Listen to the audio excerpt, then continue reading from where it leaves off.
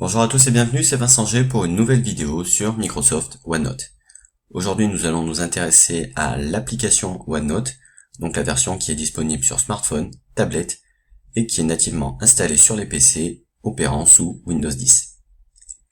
Donc comme d'habitude, n'hésitez pas à vous abonner à ma chaîne si vous voulez pouvoir bénéficier des prochaines vidéos et des prochaines astuces sur Microsoft OneNote.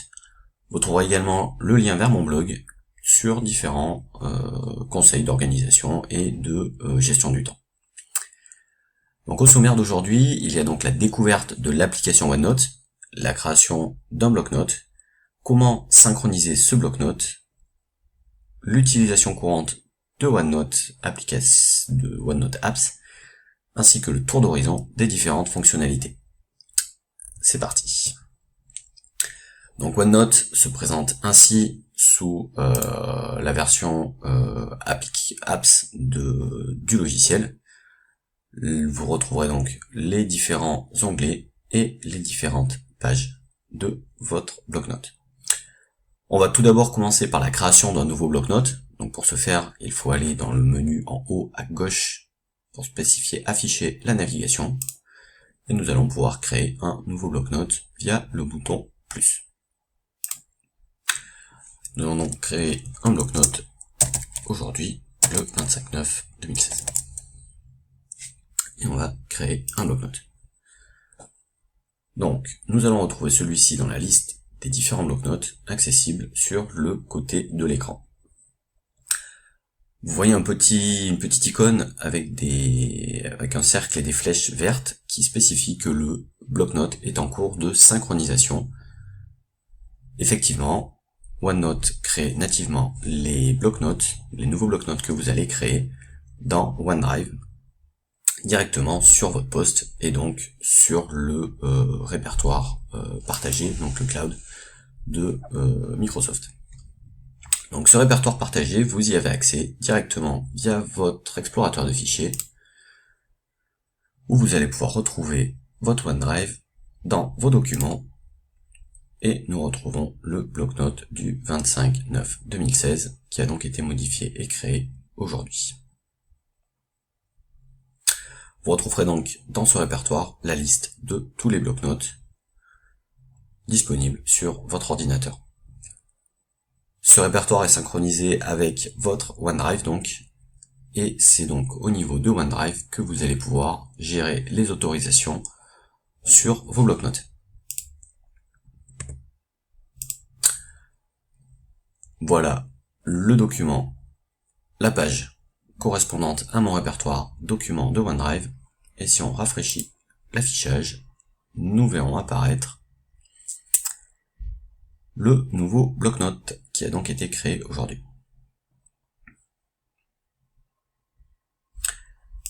Voilà pour la synchronisation du bloc-notes. Donc revenons à notre nouveau bloc-notes. Donc on va prendre ici l'exemple d'un cours où nous allons pouvoir donc créer différents onglets. Donc on va créer un onglet par matière par exemple. Donc on va commencer par renommer la section. On va donc commencer par l'histoire. Là, un onglet pour la géographie et un autre pour le management par exemple. Donc nous avons trois onglets dans lesquels nous allons pouvoir avoir différentes pages. Donc, au niveau de notre cours d'histoire, nous allons pouvoir créer notre premier thème et créer différentes pages pour chaque thème abordé. Voilà, on va faire de même avec l'onglet géographie. Thème 1, une nouvelle page, un nouveau thème, thème 2, et idem pour le management, où nous allons créer donc notre thème 1 et notre thème 2. Voilà, vous allez donc pouvoir saisir vos notes dans la partie inférieure de l'écran, pour pouvoir saisir tout et n'importe quoi.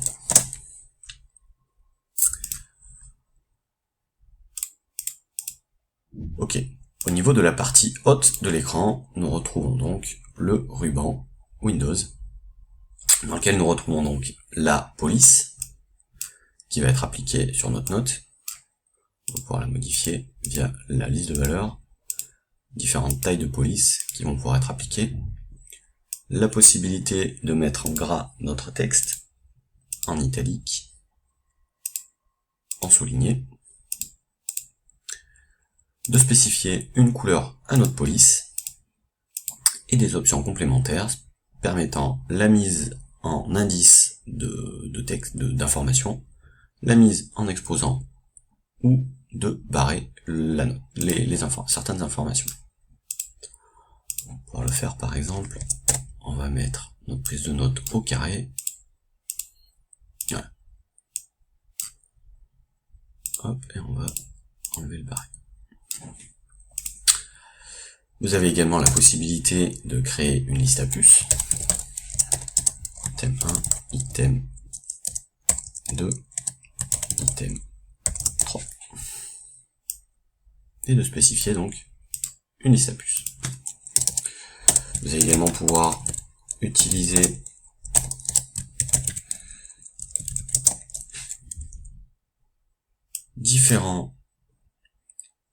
la numérotation, donc sous différents formats, à savoir numérique, format romain, ABC ou ABC minuscule.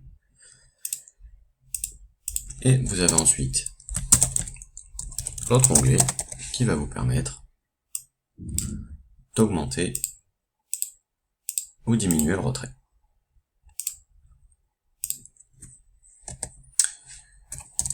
Nous avons ensuite les balises ou indicateurs. Donc, pour l'utilisation des balises, je vous conseille la visualisation d'une autre vidéo où on va un petit peu plus loin dans l'utilisation des balises.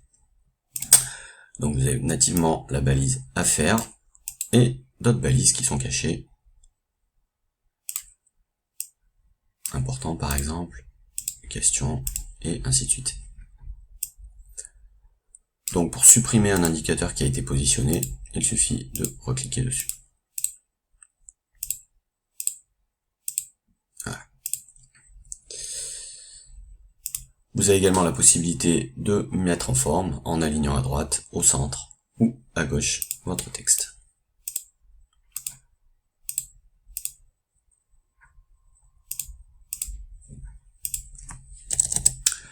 Voilà, vous avez ensuite le bouton appareil photo qui va vous permettre donc de prendre une photo. Bonjour. Ou la possibilité d'insérer une image depuis un répertoire.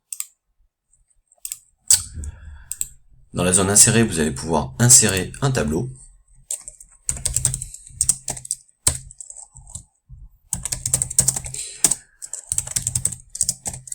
Mais vous pouvez également faire ceci nativement par la touche tabulation de votre clavier.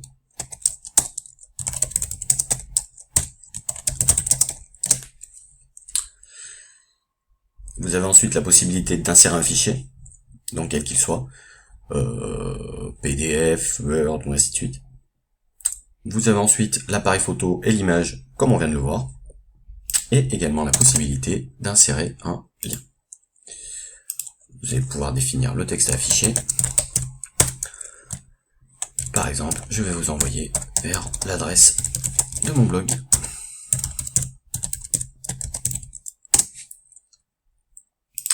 Et vous allez donc créer un lien hypertexte.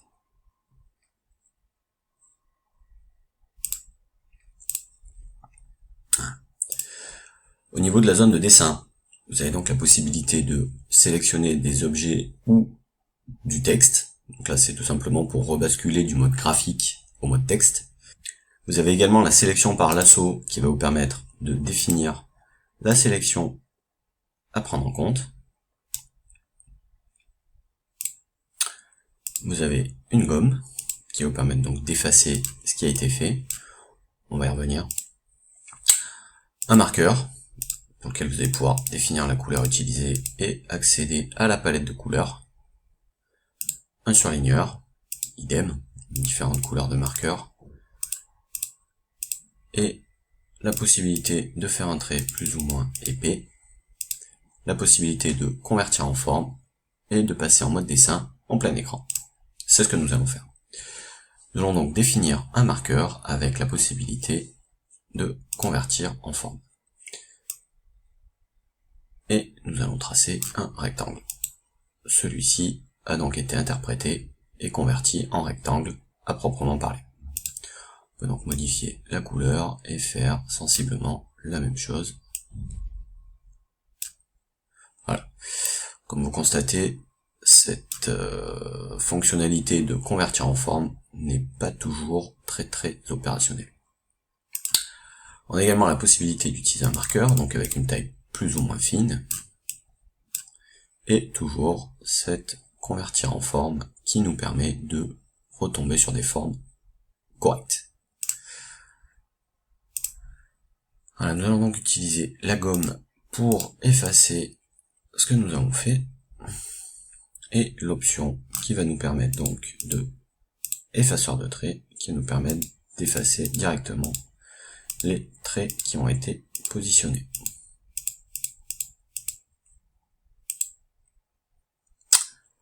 Voilà pour la partie dessin. Au niveau de du mode vue, il y a la possibilité donc d'afficher une rayure.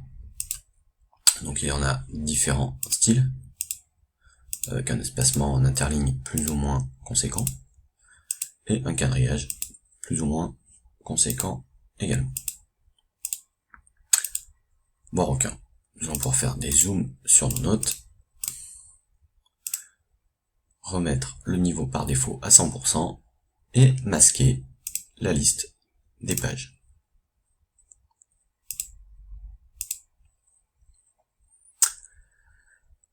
Il y a également l'onglet donc qui va nous permettre d'annuler la dernière application faite. Donc là, nous repositionnons le quadrillage. De spécifier s'il y a des gens qui travaillent sur le bloc-notes. Et là, personne d'autre ne travaille sur ce bloc-notes pour l'instant. Et enfin, un dernier onglet partage qui fera l'objet d'une prochaine vidéo, car un peu plus complexe à voir.